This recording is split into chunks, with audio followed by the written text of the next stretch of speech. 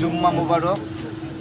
জুম্মা মুবারক বাংলাদেশের সকল নাগরিক, সকল ধর্মপ্রাণ মুসলিমদের। আজকে শুক্রবার ৭২ ঘন্টা চলছে আমার এই অনশন। আম জনতা দলের নিবন্ধন বিষয়ে জটিলতা অথবা যেভাবে বলেন, এটা নিয়ে আমাদের খুব কষ্ট হচ্ছে। ৭২ ঘন্টা অতিবাহিত হলো। গতকালকে বৃহস্পতিবারে যখন বিকাল হয়ে যাচ্ছিল, তখন আমার চোখ দিয়ে পানি পড়ছিল যে সময় তো শেষ হয়ে যাচ্ছে, এরা তো কিছু বলছে না, আমি কি এর পরের সময়টা থাকতে পারবো বা কী হবে আমি জানি না। তো ওই সময় জাতীয়তাবাদী দলের বড় ভাই রুহুল কবির রিজভী ভাই এখানে আসেন এবং সংহতি জ্ঞাপন করেন। সেই সময় আমার চোখে পানি আসছিল, কারণ আমি আশা করিনি তারা আসবেন এখানে। কারণ এখানে আসলে নির্বাচন কমিশন তারা কি মনে করে না করে, বা তারা মনে করে চাপ দিচ্ছে, এরকম একটা বিষয় রয়েছে। সেক্ষেত্রে আমি খুবই আবেগ আপ্লুত হই। আজকে ৭২ ঘন্টা অতিবাহিত হচ্ছে, ৭২ ঘন্টা। আর কয়টা বাজে এখন? আচ্ছা, আর ১ মিনিটের মধ্যে, আর ১ মিনিট আমরা দিয়ে ধরো একটু, আর ১ মিনিট হয় কিনা। ওকে,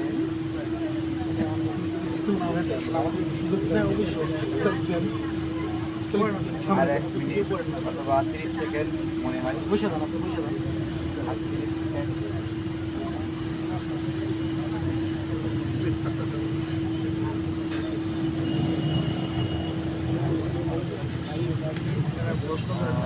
আপনার সাথে আমজনতার বাড়ির কি আর কোনো লোকজন নাই?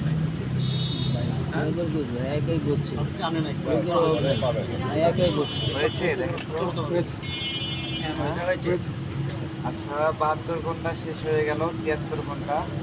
এই পুরা ৭৩ ঘন্টা আমি অভুক্ত ছিলাম, অনাহারে ছিলাম, এবং কোনো শুকনো খাবার, ভেজা খাবার অথবা পানীয়, শরবত, চা বা ধূমপান কোনোটাই এই সময়ের মধ্যে আমি ইনভলভ হই নাই। আমি দ্বিতীয় দিনের শেষের দিকে যখন একবারে নিস্তেজ হয়ে যায়, তখন ডাক্তার একটা স্যালাইন আমার উপরে করে। এখন পর্যন্ত কয়টা স্যালাইন? 3টা স্যালাইন চলছে না? 3টা স্যালাইন আমরা সমর্থন করি না, 3টে স্যালাইন চলছে। তো 3টা স্যালাইন আপনার হলো যথেষ্ট না। তো আমাদের বাংলাদেশের নাগরিকদের উদ্দেশ্যে বলবো, যে নির্বাচন কমিশন এখানে দায়িত্বে আছে, তারা যেভাবে তথ্য বদলাতে পারে, এইটা বিএনপি, জামাত অথবা সবাই যেন সতর্ক থাকে। যারা ভাববে যে হয়তো আপনাকে সুবিধা দেবে, তারা কিন্তু অসৎ ব্যক্তি। সুতরাং যারা ভাববেন আপনি একটা ডিল করে ফেলবেন, কিছু টাকা দিয়ে তাদের কাছ থেকে ফলাফল বানায় নেবেন, আপনার যে বেশি টাকা দিয়ে কিন্তু আরেকজন নিতে পারে। সুতরাং আমাদের প্রয়োজন কি? আমাদের প্রয়োজন এদের এদের এদের আচরণ বদলানো আমাদের প্রয়োজন। এদের আচরণ বদলানো আমাদের প্রয়োজন। আমি দেখিয়েছি কতগুলো তথ্যে তারা গরমিল করেছে। ব্যাংক অ্যাকাউন্ট, নারী সদস্য, ছাত্র সংগঠন, তারপরে অর্থের হিসাব, এই সকল বিষয়ে। পাশাপাশি আমাদের 34টি অফিস থাকা সত্ত্বেও তারা মাত্র 66 উপজেলায় গিয়েছে, না গিয়েই রিপোর্ট দিয়েছে নেগেটিভ। এই যে অসততা, অসাধুতা, এই বিষয়টা দেখলাম আমরা, আপনারা দেখলেন। তারা 18 সালে একটা সুন্দর নির্বাচন করেছিল, 24 সালে আরেকটা সুন্দর নির্বাচন করেছে। এই মানুষগুলো মেয়র নির্বাচন করেছে, স্থানীয় সরকার নির্বাচন করেছে। স্থানীয় সরকার নির্বাচনের সময় 200-র উপরে মানুষ মারা গিয়েছিল, মনে আছে? তো বি কেয়ারফুল প্রিয় বাংলাদেশের নাগরিক, আমার সকল রাজনৈতিক বন্ধুরা, সকল মতের বন্ধুরা, ঠিক আছে? এরা ডেস্টিনির কাছ থেকে টাকা নিয়েছে, 2 কোটি টাকা নিয়েছে, হোটেল শেরাটনে মিটিং করেছে, এবং আমরা সমালোচনা করা সত্ত্বেও এরা তাদেরকে মার্কা দিয়েছে। এদের মিনিমাম এইটুকু লজ্জা হয় না?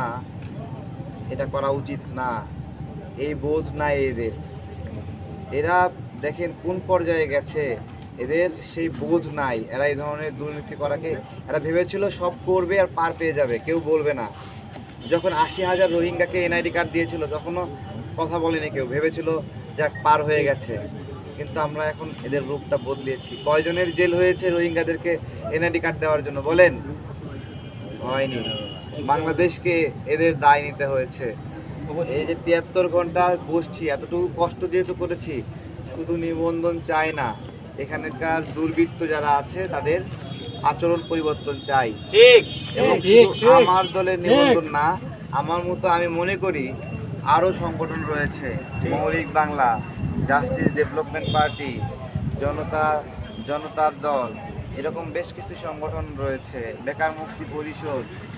তো যারা এখানে রয়েছে তারা দেশের জন্য কাজ করতে চায়, নির্বাচনে জয়ী হতে চায় না, নির্বাচনে পার্টিসিপেট করতে চায়। তো এই দলগুলোকে আপনারা বঞ্চিত করছেন। আমি যেহেতু আমার ক্ষেত্রে ভুল পেয়েছি, তাদের ক্ষেত্রেও আমি মনে করি তারা একই আচরণটা করেছে। এদের কাছে বান্ডিল দিলে একবারে সব তথ্য সঠিক হয়ে যায়, আর বান্ডিল না দিলে এদের অন্তরের মধ্যে আপনার হলো খুচখুচানি শুরু হয়ে যায়। এদের অন্তর চিনচিন ব্যথা করে, টাকা দিল না কেন, তাই তো চিনচিন ব্যথা করে না? চিনচিন ব্যথা করছে যে টাকা ছাড়াই আমজনতার দল নিবন্ধন পেয়ে যাবে, চিনচিন ব্যথা করছে এদের। তো আমাদের সাধনা আপু বলে ভিতরটা চিনচিন করছে এদের, ঠিক আছে? হ্যাঁ, আমাদের সিনিয়র সহসভাপতি, ধন্যবাদ জানাই, উনি অনেক প্রতিবাদী কথা বলেছেন এখানে এসে। আমজনতা দলের সহযোদ্ধা যারা আছেন তাদেরকে আমরা এখানে আসতে দেই নাই, ভিড় করতে দেই নাই, কারণ আমরা সংখ্যা দিয়ে এই লড়াইটা করতে চাইনি। তাদেরকে অনেক ধন্যবাদ, সকল সহযোদ্ধা যারা সারাক্ষণ এখানে আশেপাশে ছিলেন। এখানে পুলিশের সাথে খারাপ ব্যবহার করেননি, এই জন্য আপনাদের শুভেচ্ছা জানাই। ইলেকশন কমিশনের সাথে খারাপ ব্যবহার করেনি, এই জন্য আমার দলের সহযোগিতাকে ধৈর্য ধরার জন্য শুভকামনা জানাই। যারা আমার এখানে সংহতি জ্ঞাপন করতে আসছেন বাংলাদেশের নাগরিকবৃন্দ, আপনারা দেখলেন, ছবি জানলেন, বুঝলেন, ঠিক আছে? এটা একটা আমরা পেলাম এরকম একটা অবস্থা।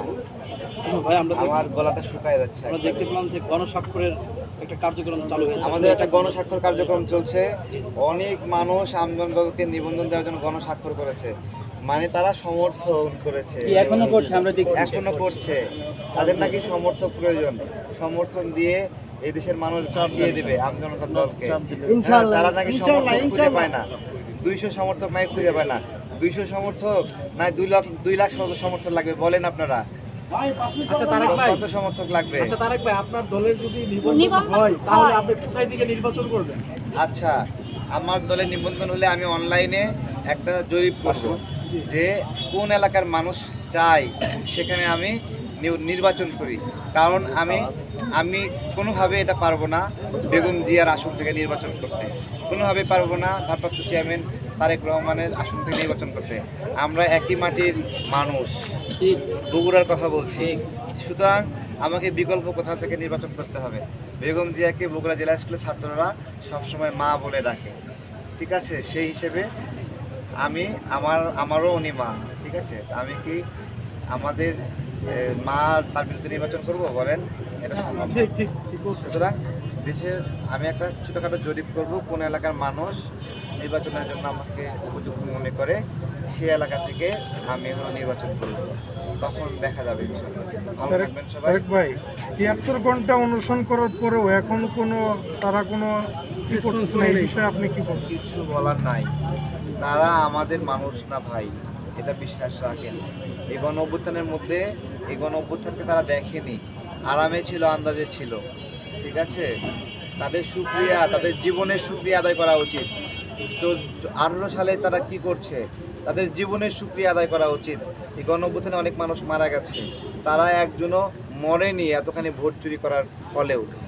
তারা যেন জীবনের জন্য সুক্রিয়া আদায় করে এবং এই জীবনের মূল্য পরিশোধ করে, এই জন্য জাকাত প্রদান করে এই নির্বাচন কমিশনের লোকেরা, ঠিক আছে?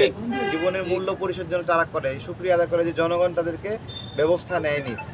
চাকরি করতেছে, বেতন পাচ্ছে এখনো, কিন্তু এই সুক্রিয়া হিসেবে এখনো তাদের মধ্যে উপলব্ধি নাই, এখন একটু ভালো হওয়া উচিত। তারেক ভাই, আপনি 73 ঘন্টা অনুসরণ করছেন, কথা বলতে পারছি না। তো আসলে এই জাতির জন্য বা দেশের মানুষের জন্য আপনি কি বার্তা দিতে আমার চাচ্ছেন? গলা শুকায় যাচ্ছে। পরে 5 মিনিট পরে দেশের মানুষের উপর